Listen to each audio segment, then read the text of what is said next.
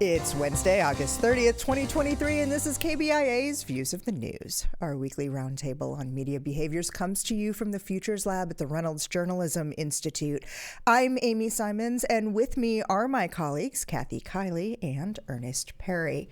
On our program this week, well, a weird week for the Republican Party. We'll talk about the Republican debate from last Wednesday, how the moderators moderated, what the candidates had to say, and the elephant not in the room. Former President Donald Trump arrested and processed the next night in Fulton County, Georgia. We'll talk about the coverage of that, and CNN's move into its Max era with a new addition to an existing streaming platform. We'll talk about the strategy and what makes this any different than that failed CNN Plus app. There's a lot more that hopefully we'll get to before our half hour is up today, but we're going to start with exactly where we left off last week when we ran out of time, talking about the developments in the decades-long saga of Michael Oher and the Kiely family. You might remember them from the book or the movie The Blind Side.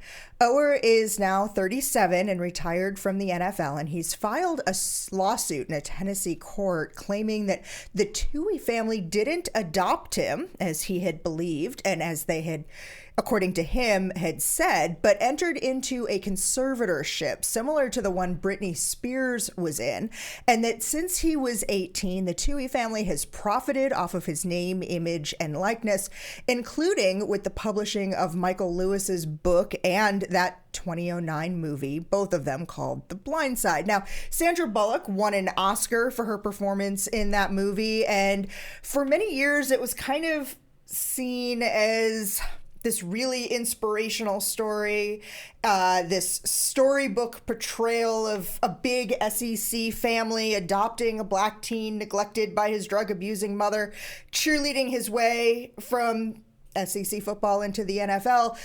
Its popularity has faded in recent years as those white savior themes became more and more evident to audiences and was acknowledged. I think that's part of what's made this story such a talker for people.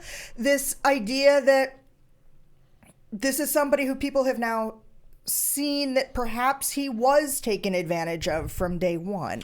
Well, I mean, part of this is, again, this is the other part to the story. The other part to the story is that this had been out for a very long time.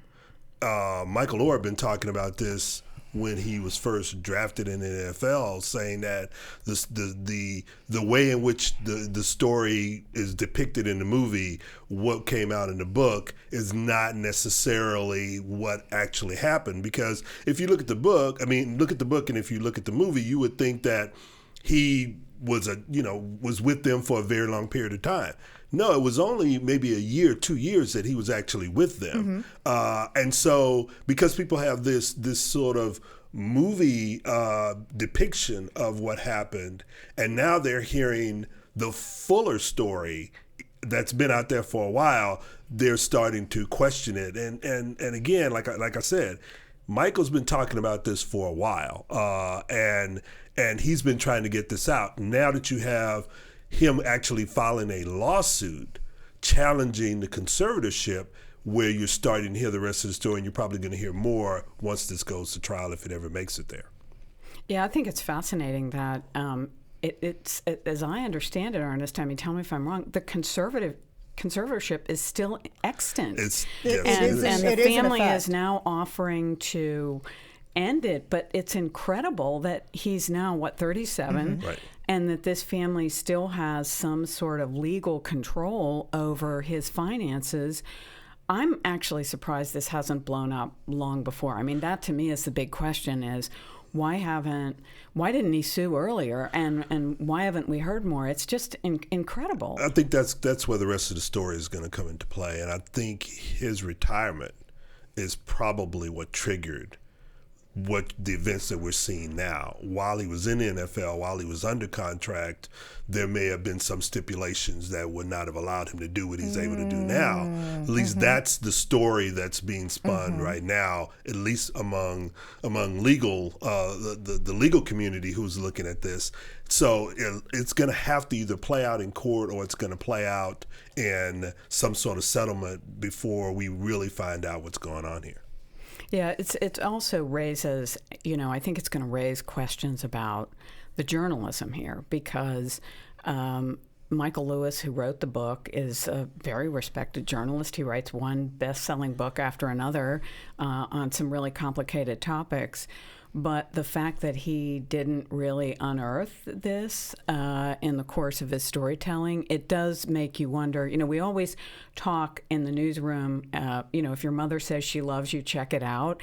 In other words, if it sounds too good to be true, you might want to be skeptical. And it just does make you wonder how he could have missed this. A combination of missing it at the offset and also not following back up with it at any point, too. Like this 18-year-old after college, what happens as he goes into the NFL? What do some of those business relationships with agents look like? He obviously has worked more than one contract as a professional football player. So as those are renegotiated, looking at it again with fresh eyes as the story continues to evolve, as some of our societal norms have also begun to evolve. And I think that's what's played a role in the way in which people are looking at this now is the societal changes. I mean, we've gone through one sort of crisis after another along the racial spectrum in this country, and this sort of begins to fit into what we're starting to see, what people are re-evaluating a lot of the stories and a lot of the myths that are out there, and this is one of those that they're actually looking at as well. And I'll say, when this did first break almost 2 weeks ago, I texted a friend, and the first thing I said was, at what point do the cable networks shelve this movie? Like, we're not watching The Cosby Show on TV every day, and they're not exactly the same situation, but at some point, as those shifts are happening, at what point does this movie go away too? Does this not remain in the TNT or TBS or USA regular weekend rotation? It's going to be interesting to see how that plays out, because I mean, I was thinking about that when I was flipping through channels. Right, like it's one I go right past every single time. Really? Really? It's still in the rotation? It's all the time. Yeah, I would say easily once a week, if not more regularly. I think at this point you're probably going to not see it in the rotation as much as we've seen it previously. Okay. Well, if you were here with us last week when we ran out of time to talk about that, I used our last minute or so to ask Kathy and Earnest whether or not they would be watching the Republican debate that night. I hadn't planned to, but Kathy changed my mind. Kathy, you sold me on this. You convinced me that it was going to be an opportunity to see who might step up and lead, who was willing to go out on a limb. You watched it. You texted me it a couple times during the debate. What did you get what you were looking for? Well, I think what we've seen, we continue to see the Trump effect, even though that name was not mentioned until well into the debate. But the way you see it is the kind of loud, interrupting, trying to squeeze in my soundbite. I mean, so many of those lines had clearly been rehearsed beforehand.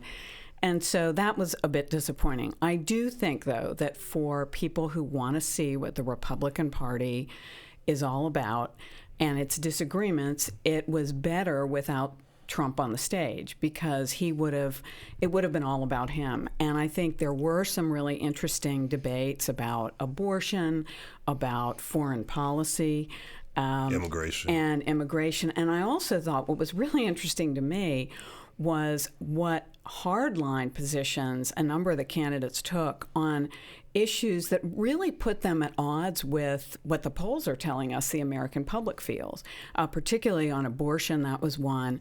But I think, and then you saw the real schism in the party over Ukraine. I thought that was really interesting. So I think for somebody who's getting ready to vote, it was a worthwhile thing to watch, and there were some new faces there.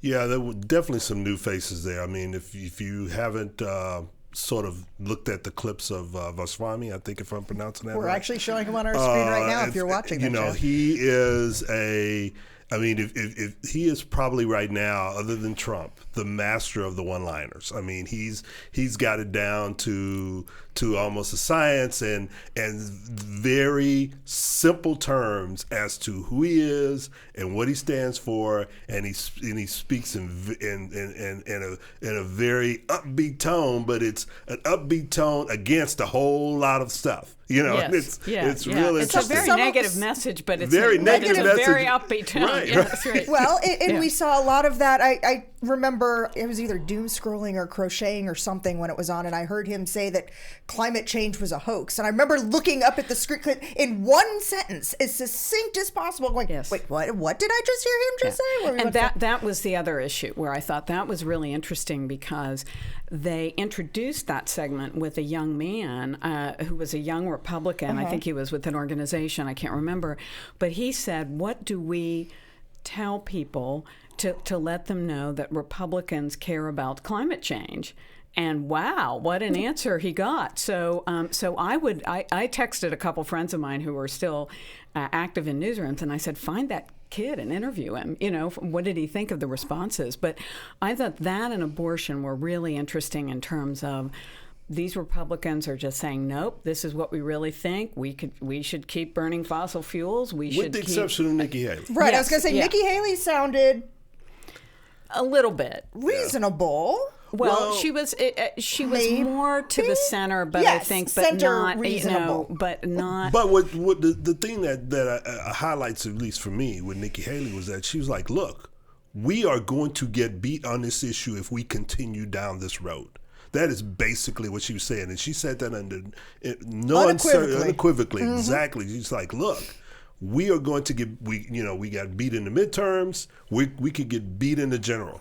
If this is the road we're going to go down. Well, and she also pointed out the fact, she said, we don't have 60 votes in the Senate, and we're not going to have for a long time. So that's a basic civics lesson that a lot of candidates omit. I'm going to do this or I'm going to do that as president. Well, no, you're not, because we have checks and balances and that's where I thought she sounded reasonable, because she was bringing pragmatism and explaining how and why this stance of the platform, of the party platform, is not going to be possible. Well, and I think because, politicians should understand that if you raise people's expectations, elect me and, the world will change, they're just going to be terribly disappointed, because that's not the way our system works. Unless you have a Congress that's 100% with you, it's very difficult to do that. That's the way the system was created, checks and balances. She acknowledged that. So you also mentioned, Kathy, that there was no mention of Trump for more than an hour into this debate. Was it a strategy that you think worked for Fox News and for the moderators? Or do you think it was that elephant that everybody was waiting for and it was all they were going to talk about anyway? No, it didn't work. Yes, it was an elephant in the room. He took the spotlight back the next day, which we'll get to in a minute. Right, we will in just a second. But, again, it was everyone was sitting there waiting for it, knowing that it was going to happen, And even as the moderators tried to prepare the crowd for it coming, they still lost control. With the booing, with the turning around and having to tell people to chill. Exactly. And even acknowledging, okay, we're about to go into the segment where we're going to talk about former President Trump. Yeah, and that is I think they did as best they could. They put it off long enough to at least give the other candidates a chance to have a little bit of TV time, right? But I think when I said, Trumpism is still there, it's that failure to follow norms. I mean, the idea that you would just boo somebody down or interrupt them. Interrupt. And that, I think, that is really an unfortunate development. Okay, so by Thursday morning, all eyes were on Donald Trump again as the hours ticked down to his negotiated surrender in Fulton County, Georgia. It happened around the dinner hour here in the Central Time Zone, and the processing took a mere minutes, with the president's mugshot and booking record coming soon after. So let's talk about less about what happened and more about how it was covered. MSNBC brought its A-team in, as it has for a lot of the ongoing Trump coverage since the first indictments coming back in the spring. And it seems to be a strategy that's really paying off, as it's showing that ratings are growing for MSNBC right now, whereas Fox News and CNN are struggling a little bit in some of these bigger news days. Well, I mean, here's the thing. I mean, it was only 20 minutes. Yeah. And at least the portions of MSNBC that I watched, I wasn't able to watch it when it actually happened, but I was watching some of the coverage later that night, and they were pointing out that it only took 20 minutes, where usually in a normal booking setting, it would have taken a lot longer than that. He was able to bring in his own, usually when they go through these booking processes, they take you through a whole bunch of it's like process. Tests. That's why it's called a process. Exactly. And he came in with his own medical records. Right. And provided them, whereas if you were 6'3" and 215? Yes. I want to say 6'3", but I can't remember if that's what it is off the top of my head. The 215 stuck with me. But, I mean, here's the thing. They usually do all of that while you're there. Right. They just accepted what his medical records that he produced himself and brought, and they accepted that. And there were a couple of the commentators going like, whoa, wait a minute. He was afforded special privileges that others wouldn't have received, and we were told that that wasn't going to be the case prior to. So I think that kind of questioning and really going at it is something that MSNBC was really talking about, that sort of gave them a little bit of an edge, because they were willing to do that, that the other networks, Fox, of course, is not going to go down that road. But CNN, Jesse Waters came out and said that mugshot looked good and hard. Read into that. Yeah, can I just say that the mugshot looked like the Donald had been practicing that for days. MSNBC actually said that too. Yeah, it looked like that was a very well rehearsed mugshot. Yes. And of course, they're now saying that he did that because he wanted to use it to raise funds, which is what he's doing now. Which is exactly what he's doing now. So I want to go back and talk about Fox News again, but another story, actually, one that is now unpublished and apologized for. It goes back to an article that ran in late July, which claimed the family of Marine Sergeant Nicole Gee had to pay in upwards of $60,000 to transport her remains to Arlington Cemetery following the attack at the Kabul airport 2 years ago during the withdrawal from Afghanistan. Fox News said that it had gotten its information from freshman Congressman Corey Mills of Florida, but the story started to crumble when the family disputed the claims and issued their own apology for any misrepresentations of the situation that had been made by others. Now, the story isn't on the Fox News website anymore. Kathy, you had actually found a copy of it through the Wayback Machine. Yes, yeah. Well, they took it down, which it was a mistake, and there are different ways to handle that, but they might have been under some threat of legal action. They probably wanted to be safe rather than sorry, since Fox has had a series of legal problems recently. The Pentagon was really upset, but I think this really illustrates a point that we often make in journalism classes, which is you may get somebody who seems to be a figure of authority telling you something, but you need to ask, how do you know that? Because we certainly have plenty of examples of elected officials popping off and not really having any basis in fact, and that's what happened here. And the first thing when I looked at this story that struck me was, what is a Florida congressman doing talking about a Marine or a soldier from Northern California? What would the special information that this lawmaker has, why would that be there? So again, as a journalist, I think you would want to go and say, how do you know that? And then the other big missing piece in the story, there was no comment from the Pentagon or from the family. So it was a one-source story, and that is dangerous because clearly the one source was wrong. To me, the other thing, too, would be, why this Marine and not another Marine? Because in that attack, there were several who died. So if I'm the reporter, I should be thinking, wait a minute, okay, if we have this one That's a that great you're point. saying, what about the others? I mean, if the Marine Corps is not going to pay for the transportation of that serviceman or servicewoman's body back, it has to be more than just one. So that was the thing that sort of popped out at me. Other than the fact that Fox has still refused to apologize, which I'm going like, come on, that's an easy one. You could easily apologize for that. And they've apologized to the family. Right. But for no other way, in no other way have they apologized for what has been some irresponsible journalism.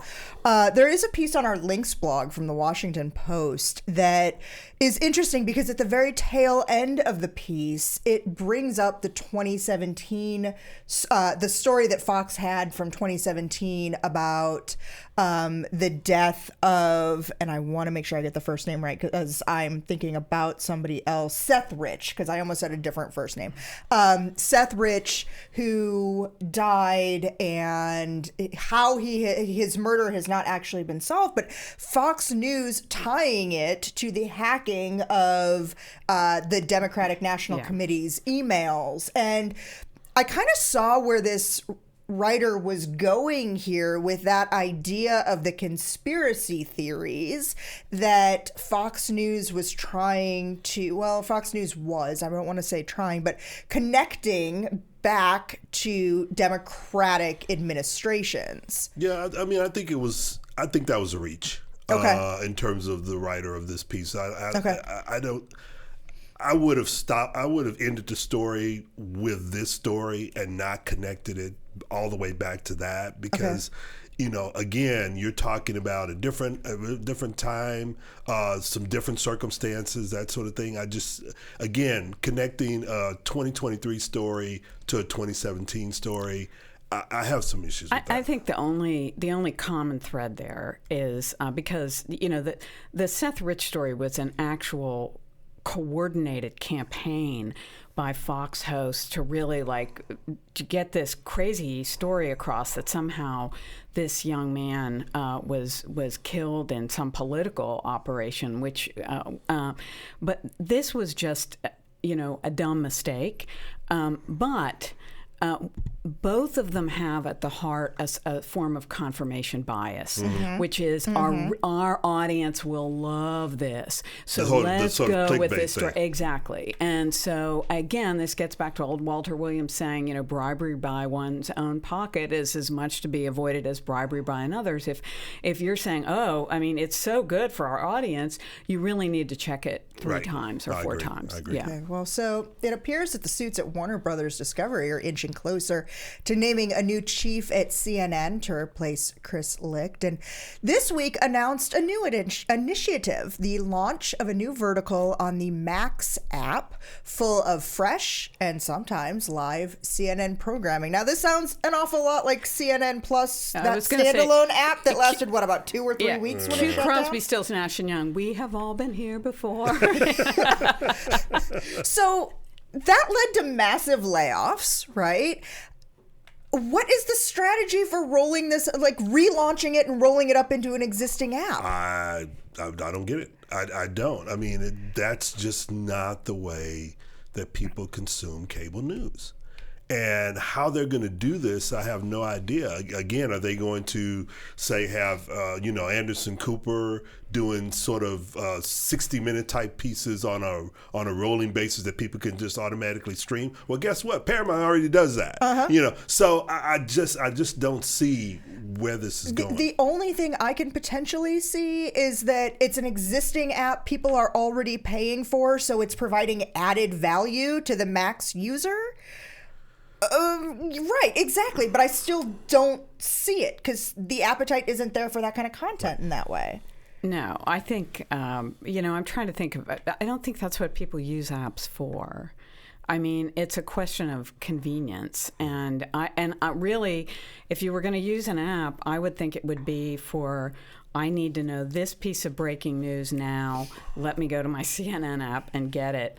But to try to repackage existing content, I don't think that's what people are going to be going to their apps for. I go to my KOMU app to find out what's happening right now and what's the weather going to be. Exactly. And when you go to Max in a situation like this, you have the layer of opening Max. Then you have to go through HBO. You have to go through Cinemax. You have to go through Sesame Street. You have to go, like, all of these layers to get to the content you're looking for. And it's not there, and it's not user-friendly. Yep. Before we go, we've got another update on Wall Street Journal reporter Evan Gershkovich. He appeared in a Russian courtroom last week only to have his detention extended through November. The order keeping him jailed ahead of trial was set to expire today, actually. But the Moscow City Court extended the custody order by another 3 months. These proceedings were held behind closed doors, journalists being kept outside. According to TASS, the Russian news service, this is because the details of this case are classified. Yeah, this is all too expected, unfortunately.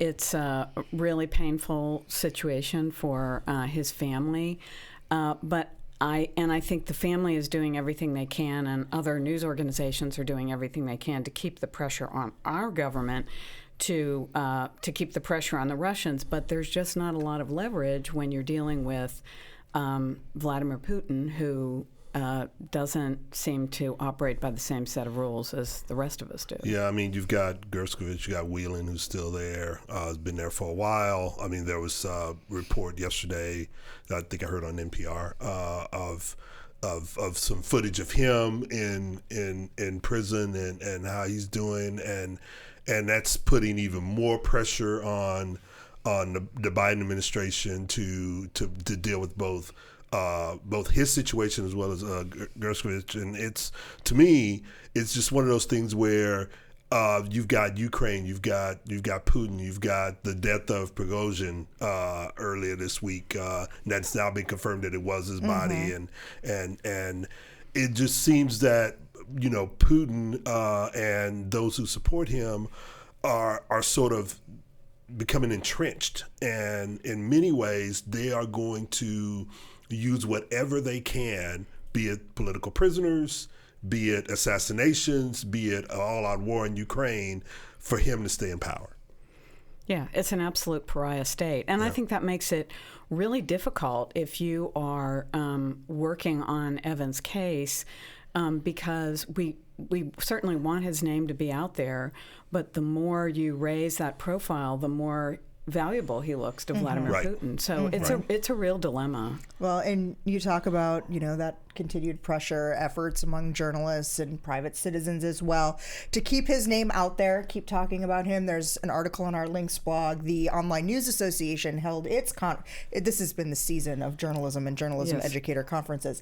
And at ONA, the Online News Association's conference last week, efforts that were made there as well, and some of the details of that are shared on our Links blog. If there is any good news, it does appear that, from what we heard from the ambassador last week, that he seems to be in good health and spirits where they could be. Yeah, I think it's interesting. There are a group of journalists. There are, sadly, a number of people who have been in a similar situation, like Jason Rezaian and David Rode, and they are actually talking to his family about how to get through this. I think the other thing is, he's a journalist, so he understands the situation he's in. He took that risk himself, and he's showing a really strong backbone. Okay. Well, that music means we're pretty much out of time for this week. I'd like to thank you for spending the last half hour with us. Read more about each of the topics we talked about today on our Links blog. You can find that under both the programs and podcast tabs at kbia.org. We're also available wherever you get your podcast downloads, including iTunes, Spotify, and Stitcher. Like us on Facebook or follow us on X, formerly known as Twitter. Our handle there is @Views on KBIA. These are all great ways to watch and listen to our program again, leave comments, questions, see previews of what we'll be talking about next week, and more. Our thanks to RJI's Travis McMillan for directing today's show, to Kia Thomas for handling the audio, Tim Pilcher did our theme music, and Nate Brown is our social media manager. I'm Amy Simons. We'll be back with you next week.